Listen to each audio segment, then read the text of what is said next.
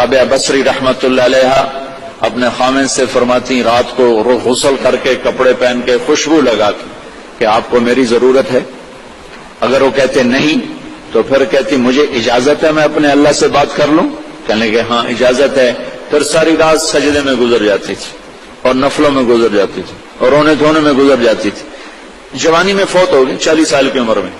جب ان کا انتقال ہوا تو ایک خادمہ ساتھ اس سے فرمانے لگی دیکھو میں جب مر جاؤں نا تو مجھے راتوں رات دفن کرنا ہے اور جس کرتے میں تہجد پڑھتی تھی وہ مجھے کفن دینا ہے اور کسی کو بتانا نہیں.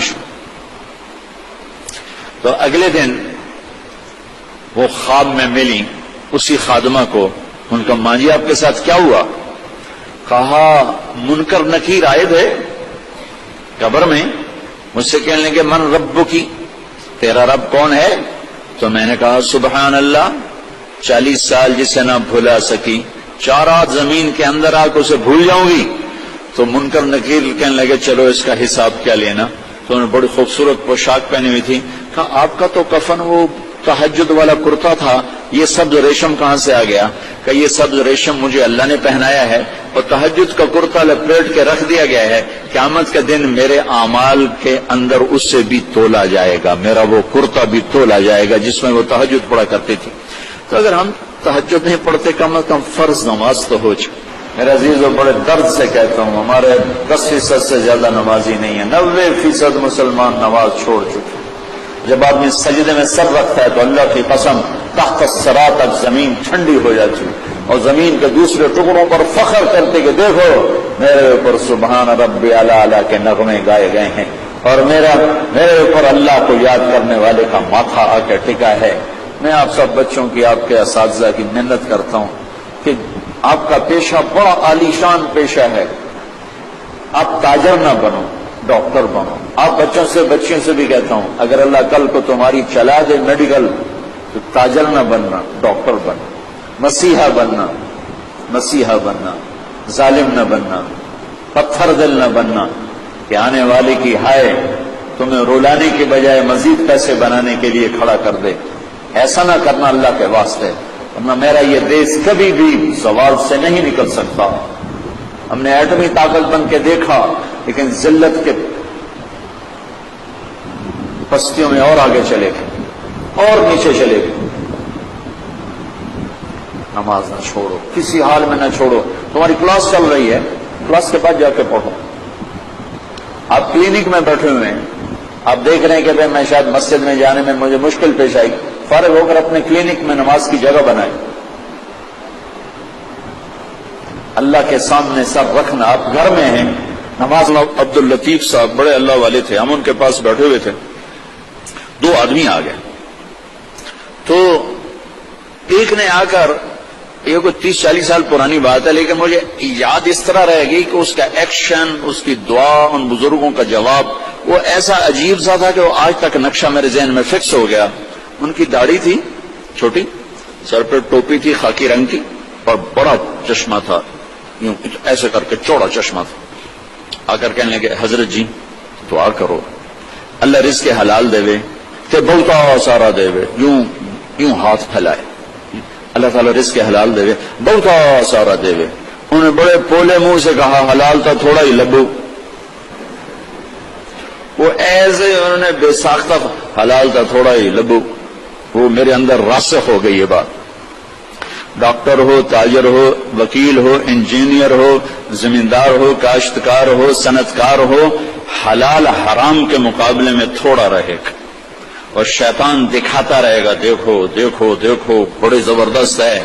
نہیں، روکنا ہے کہ ایک دن اللہ کے سامنے بھی کھڑے ہونا ہے.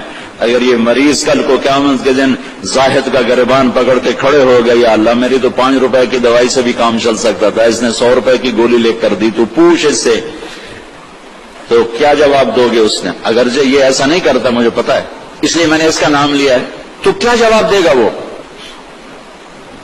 تو دوسری بتائی کلوا من الطیبات، حلال کھانا ہے حرام نہیں کھانا.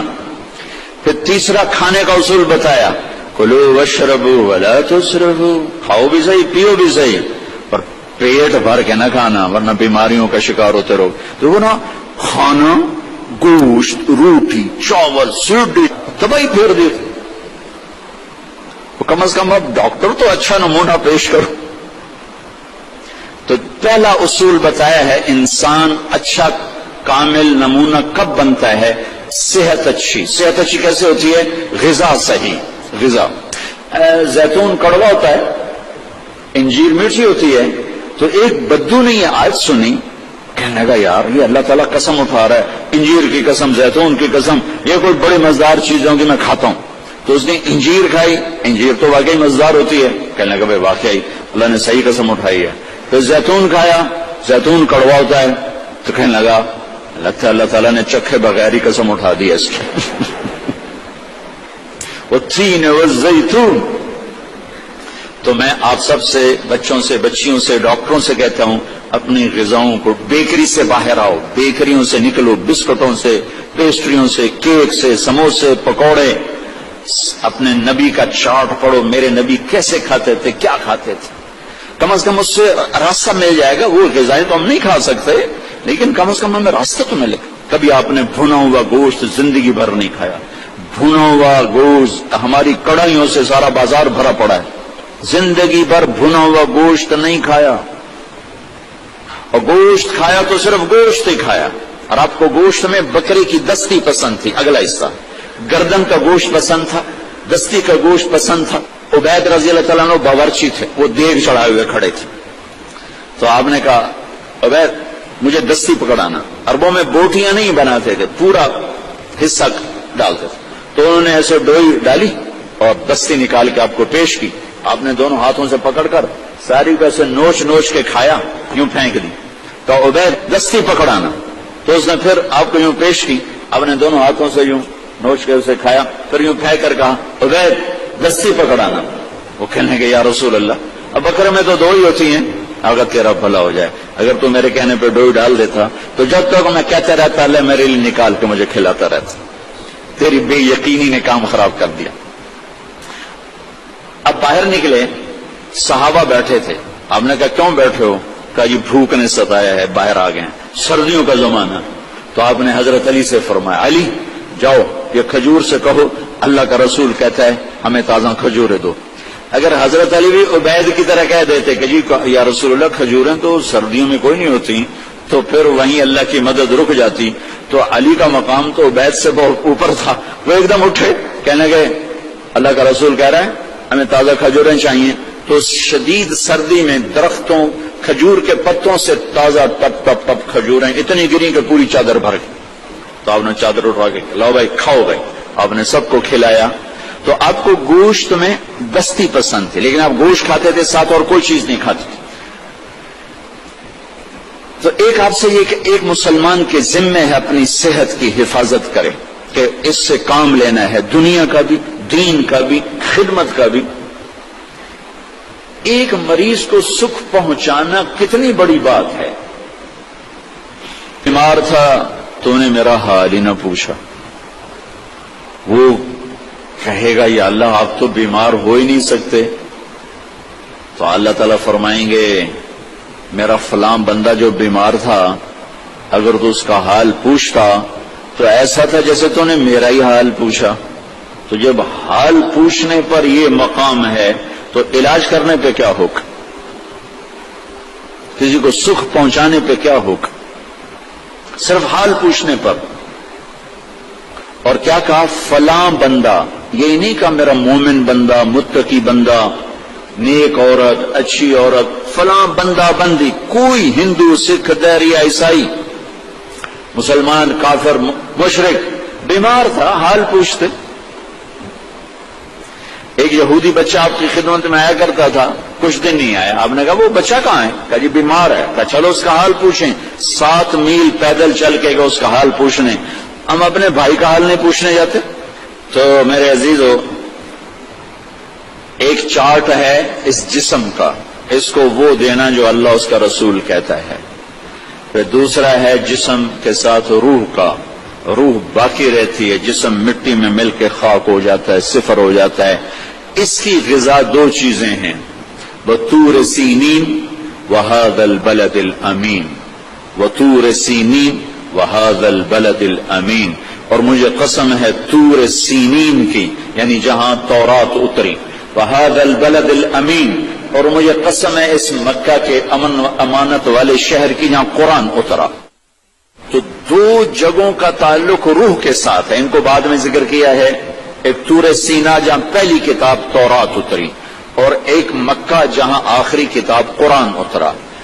اب جیسے غذاؤں میں تو دو چیزیں ذکر کی ہیں، دونوں کی ضرورت ہے، پھل بھی کھاؤ، روٹی بھی کھاؤ، چاول بھی، ہر شے کھاؤ، اگر کوئی مرض نہیں ہر شے کھاؤ، لیکن احتیاط سے کھاؤ، پیٹ بھر کے نہ کھاؤ، کہ میرے نبی کو انتہائی ناپسند تھا یہ، ساری زندگی آپ نے ایک وقت کھانا کھایا، دو وقت کبھی نہیں کھایا، اگلے وقت میں تھا بھی تو آپ چھوڑ دیتے تھے، نہیں کھاتے تھے، اور پیٹ بھر کے کبھی نہیں کھایا ہے۔